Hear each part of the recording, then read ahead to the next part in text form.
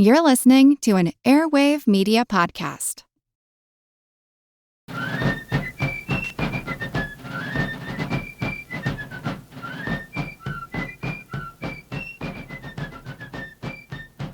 Hello, and thank you for joining the American Revolution. Today, episode 82, The Battle of Moores Creek Bridge. The winter of 1775-76 was a tough one for the British in Boston.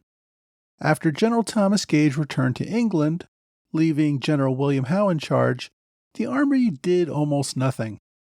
Like Gage, Howe thought that they needed to abandon the city. The army needed to move to a position somewhere else that would give them more room to maneuver. While they decided exactly what to do, the army sat and rotted away. Although reinforcements from Britain continued to arrive over the winter, hundreds of regulars died from smallpox, typhus, and other diseases. A lack of fresh food also led to the spread of scurvy, which only made the soldiers more susceptible to die from other diseases. Aside from disease, almost everyone was desperate for food and firewood. The third in command, General John Burgoyne, had gotten frustrated and returned to London, where he could better criticize Howe's command to the folks in London.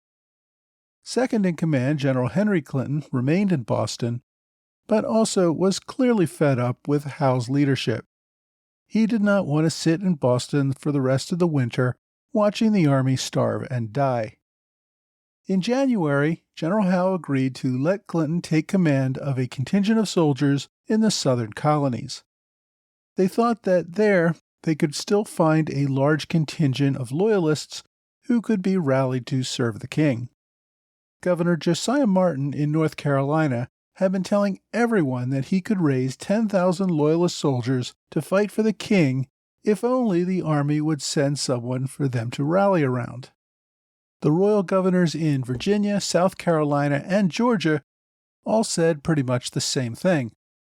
Of course, all of these royal governors were stuck on Navy ships offshore because the Patriots had forced them out of the colony.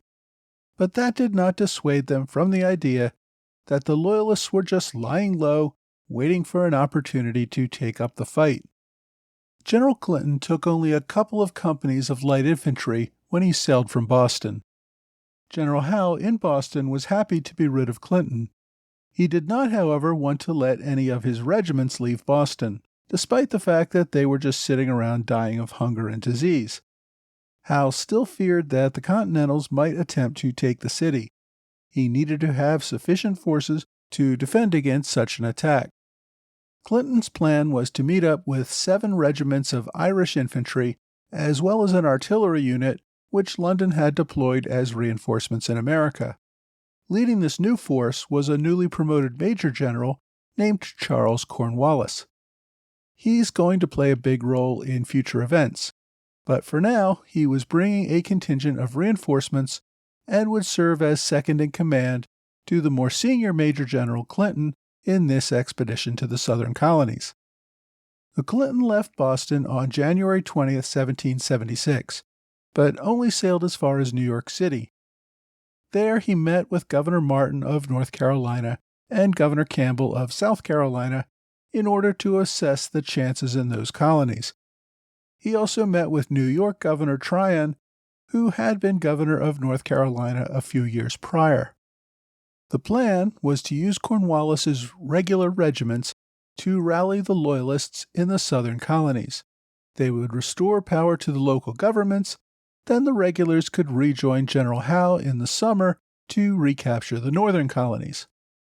Ahead of Clinton's arrival in North Carolina, the British sent recruiters to enlist the Loyalists who would fight with the small force of regulars due to arrive soon.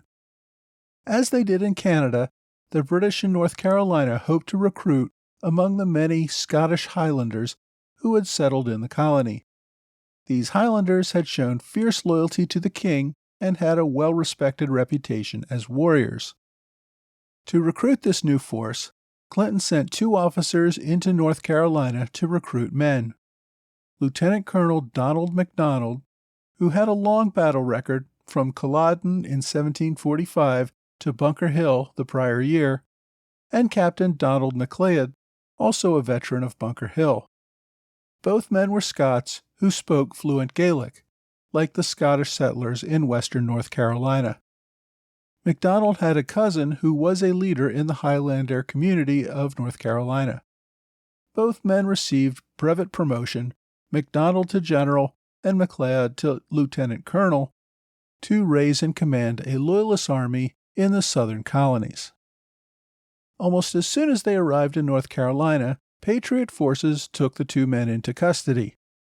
However, they convinced their captors that they were simply retired officers looking to settle with friends and family in the colony. Apparently convinced, the Patriots allowed them to proceed into the Highlander communities further inland. The British officers worked with a local loyalist named Alexander MacLean, who had military authority from Royal Governor Martin to commission officers to lead the new militia. They moved to the area around Cross Creek, which is near modern-day Fayetteville, and began recruiting. The officers had more to offer than simple appeals to loyalty. They offered 200 acres of land to volunteers, as well as 20 years of tax exemption. They spread the word that all loyal men willing to fight for the king should meet at Cross Creek on February 5th. At the meeting, loyalists could not agree what to do. Several hundred were there ready to form up immediately. Others were more cautious. They did not want to make themselves targets for the Patriots until there were British regulars there to support them. No one expected any regulars to arrive until at least early March. By some accounts, MacDonald recruited as many as 3,500 men by mid-February. It seems, however, that many of the men did not stick around after they found out there were no British regulars, only the two recruiting officers, and that they would have to fight their way to the coast, doing battle with their fellow colonists before they could join the regulars, who might or might not be there by the time they reached the coast. Remember, many of these men had been defeated and scattered by the Patriot forces only a few months earlier in the snow campaign that I discussed back in episode 77. In the end, well under 2,000 Loyalists stuck around and agreed to march to the coast under General MacDonald. The Loyalist army set off to march to the coast at Cape Fear. There they would meet up with the regulars arriving by ship and crush the Patriot forces in the colony. That was the plan, anyway. The problem was that none of this remained a secret. Patriot leaders in North Carolina received word of General Clinton sailing for the colony, and also of the recruitment of Scottish colonists around Cross Creek. The North Carolina Provincial Congress called on its Continental Regiment and supporting militia to confront this new Loyalist militia. They wanted to disrupt the recruiting before the force became too large. They also wanted to prevent them from reaching the coast and joining up with the fleet of regulars that they expected would soon arrive. The Continental Congress had just commissioned James Moore as colonel of the newly raised 1st North Carolina Regiment. Moore was an experienced officer who had seen action in the French and Indian War and the Cherokee Wars. He served as a colonel in the militia under Royal Governor Tryon and had helped put down the North Carolina Regulators at the Battle of Alamance a few years earlier. But Moore was also a dedicated patriot. He had led the mobs during the Stamp Act riots, he was a long-standing member of the Sons of Liberty, and had helped raise support for the people of Boston after Parliament closed their port in 1774. He had served in the colonial legislature, but had also helped organize the North Carolina Provincial Congress when the royal governor had shut down the colonial House of Representatives. He was now a member of the Committee of Safety and helped to organize the new Continental Regiment that he now commanded. By mid-February, Moore had taken his 650-man regiment into the region and looked for an opportunity to attack. Moore called on two militia regiments, one led by Colonel Richard Caswell and another led by Alexander Lillington, to cooperate in an attack on the Loyalist Brigade. Caswell was primarily a politician, then serving as president of the Provincial Congress, and would go on to become the state's first governor. But he was also a longtime militia officer. He had fought alongside Moore at the Battle of Alamance. Lillington was also a longtime militia officer and colonial politician, having served along with the other two colonels when they crushed the regulators at Alamance. He had also been a leader in the Stamp Act riots, served in the Provincial Congress, and with Moore on the Committee of Safety. In short, all three colonels were dedicated patriots with military experience and knew each other well. Colonel Moore had established his regiment within a few miles of the Loyalist camp at Cross Creek. He set up a defensive line along Rockfish Creek and awaited the attack. When British General MacDonald learned of the Patriot force, he sent a messenger under a flag of truce, calling on them to lay down their arms or, quote, suffer the fate of an enemy of the crown, end quote. Moore was not impressed by this bluster and sent back a message of his own that the Loyalists needed to take an oath to support the Continental Congress or, quote, be treated as enemies of the constitutional liberties of America, end quote. Clearly, neither side was backing down. General MacDonald, however, had no intention of sending his inexperienced Loyalist militia against an entrenched enemy. They had almost no time to drill, and many of them did not even have muskets. MacDonald's plan had been to march his men to Cape Fear before engaging the rebels, so he marched his men down back roads toward the coast, hoping to avoid a confrontation with the Patriots. This route required MacDonald's troops to cross Moore's Creek. There, Lillington, with about 150 Patriot militia, had dug in on the far side of the bridge, preparing to block the Loyalists. After it became clear that MacDonald's Loyalists were headed for the bridge, Caswell brought another 850 or so Patriot militia to the bridge to assist with its defense. Caswell also had a small cannon and an even smaller swivel gun to supplement his infantry. Even so, the 1,600 Loyalist forces outnumbered the combined 1,000 Patriots defending the bridge. Before the rest of the Patriots in Moore's regiment could catch up with them, MacDonald hoped he might be able to capture the militia, then wait for Moore's forces to arrive and allow his Loyalists to sit in their entrenchments and fend off the Patriot attack. On February 26, the Loyalists marched within a few miles of Moore's Creek Bridge. General MacDonald became deeply ill and had to turn over his command to Colonel Macleod. As they did when they confronted Colonel Moore's Patriots, the Loyalists sent out a party under a flag of truce to demand the surrender of the Patriot militia, offering full pardon if they surrendered and declared loyalty to the king. Caswell told them thanks but no thanks, and told the young Loyalist officer to return to his lines. The officer did return, but not before the Patriots had allowed him to get a good look at their defenses.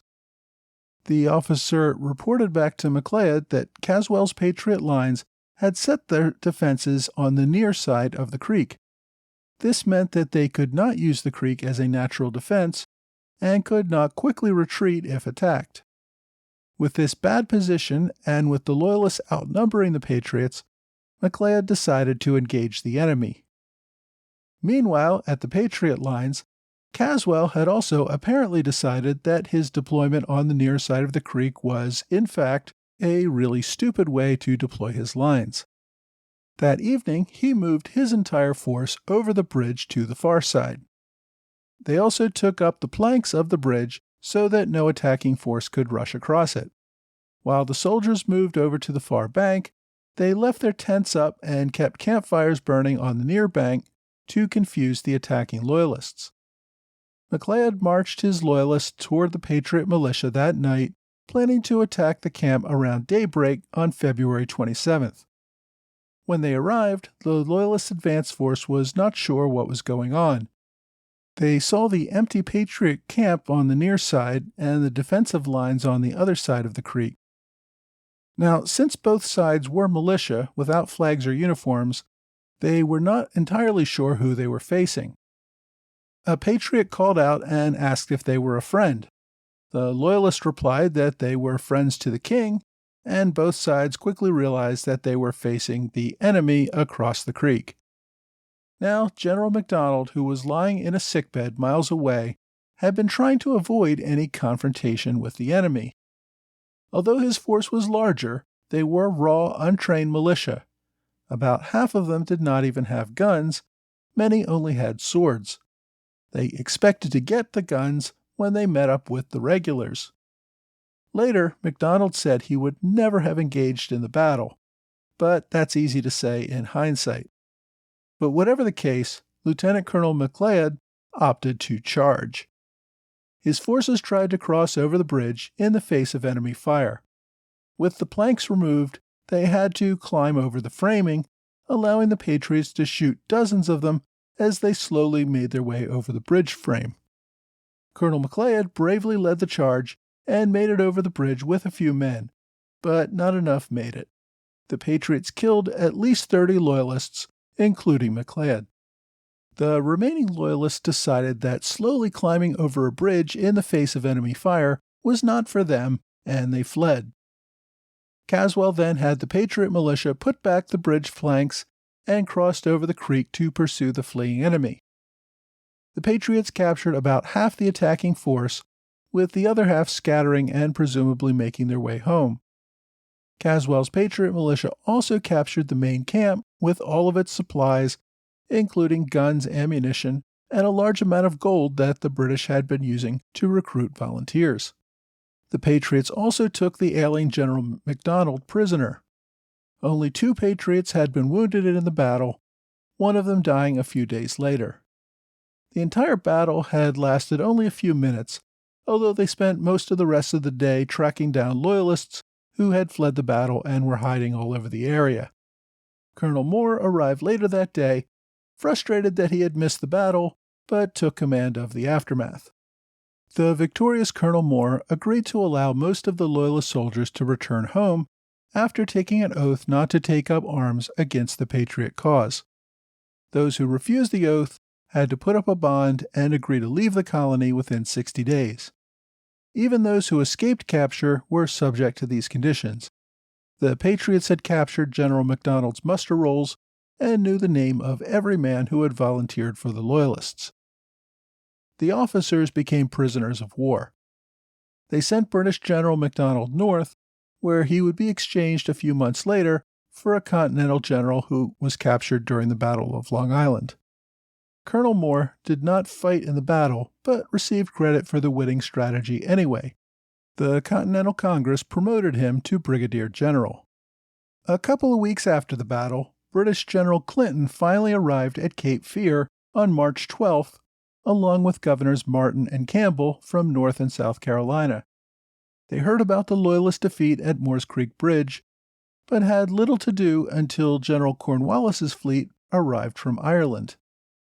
The fleet would not begin to arrive until the end of April due to bad weather, and Cornwallis himself would not arrive until the beginning of May. So Clinton had to spend about 6 weeks sitting off the coast, occasionally sending landing parties to shore to collect food for his troops. Colonel Moore brought his Continentals from the 1st and 2nd North Carolina regiments to the coast, attacking Clinton's raiding parties and firing cannon at the ships if they got too close to shore. Similarly, Clinton's ships would fire at any Patriots that came to the shoreline. Not much came of these raids. On April 6th, a British raiding party caught a Continental officer and 5 soldiers off guard at Brunswicktown, North Carolina. They took the men prisoners and brought them back to the British fleet.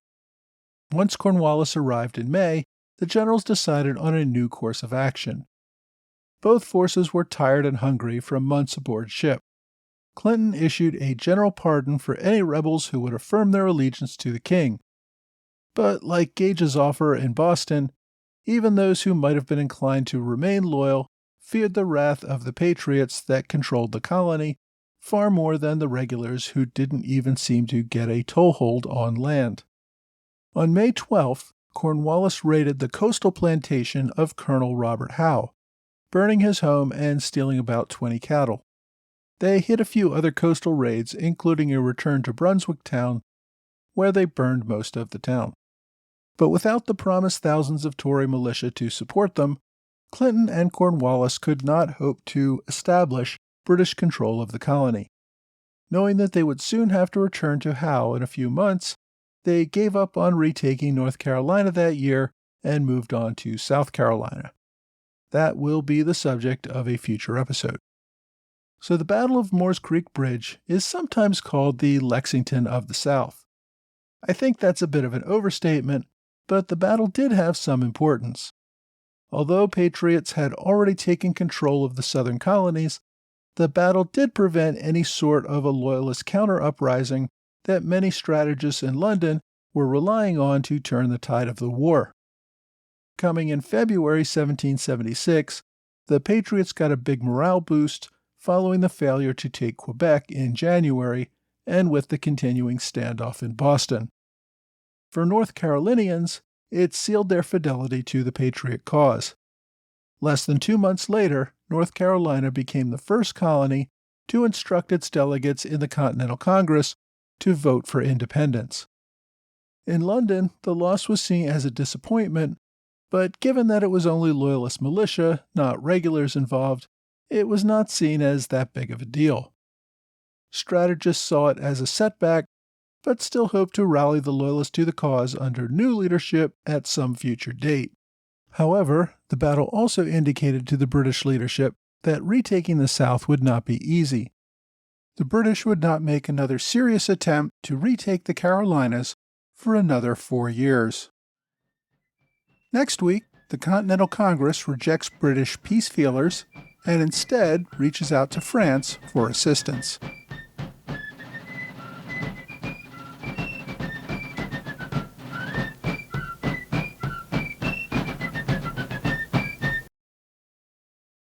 Hi, welcome back to another American Revolution podcast book recommendation. Before I get started, I have a confession to make. On my blog, I have a section at the end called Books Worth Buying. That's where I list books that are still under copyright and not available as free ebooks. My confession is that I don't buy all the books on that list.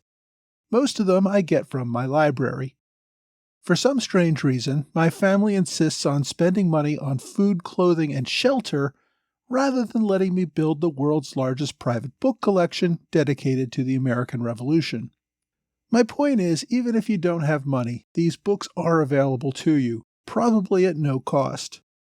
If my library does not have a book, I can still get a copy through their interlibrary loan program. You may want to see if your library has something similar. I've found that most do, but they don't advertise it very loudly. My library also subscribes to a service called Hoopla.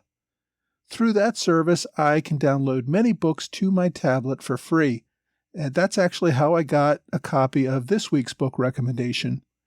You may want to check if your library has Hoopla or some similar online book service so that you don't go broke sending all your money to Jeff Bezos. All I'm saying is, if you already pay for your library services through taxes, you might as well use them. So today we found ourselves in North Carolina for another consequential battle. Moores Creek Bridge is not one of those battles you read much about, but imagine if 2,000 or 3,000 Loyalist militia had linked up with Generals Clinton and Cornwallis and re-established royal authority in the Carolinas in 1776. British control of the South that early in the war probably would have encouraged most locals to support the Crown, much like what happened in Canada. Fortunately for the Patriots, the British did not want to expend a great deal of time there. They wanted to focus on New England and New York. If they could expend a little effort and maintain authority in the South, great, but if not, they figured these colonies could wait until the regulars stamped out the rebellion in the heart of New England. Of course, that was a big mistake. The Patriots were playing a full-court press. Wherever regulars or loyalists tried to organize, local patriots or Continental regiments were ready to squash them.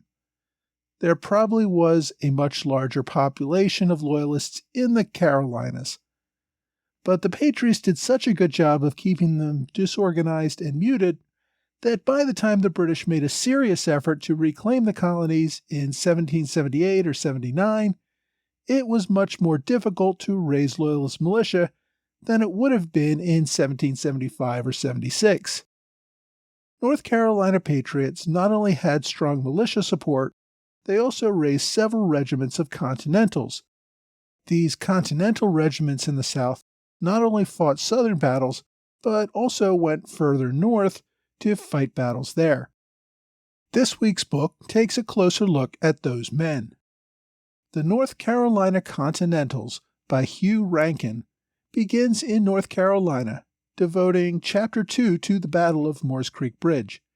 After that and a few other fights, he follows the North Carolina Continentals northward as they participate in many of the battles around Philadelphia and Winter and Valley Forge.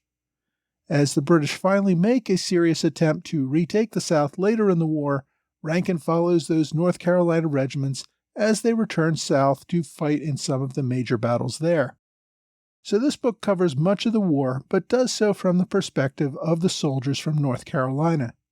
I found it to be an unusual angle from which to view the war. The sources listed at the end of the book show that the author used a great many primary sources to produce a work that does not recycle the work of others. Rankin first published this book in 1971, although a new edition came out in 2005. It's rather lengthy with nearly 400 pages of text, but since it covers several years of the war, there's a lot to cover. Rankin was a professor at Tulane University, and he wrote at least a half a dozen books on North Carolina history, most of which involved the Revolution. These are all older books since Professor Rankin passed away in 1989. As I said, the book focuses on the entire war period for North Carolina and also focuses primarily on military history. I found it engaging and worthwhile. If you want to learn more about that perspective, you want to consider getting this book. Well, that's all for this week. I hope you'll join me next week for another American Revolution podcast.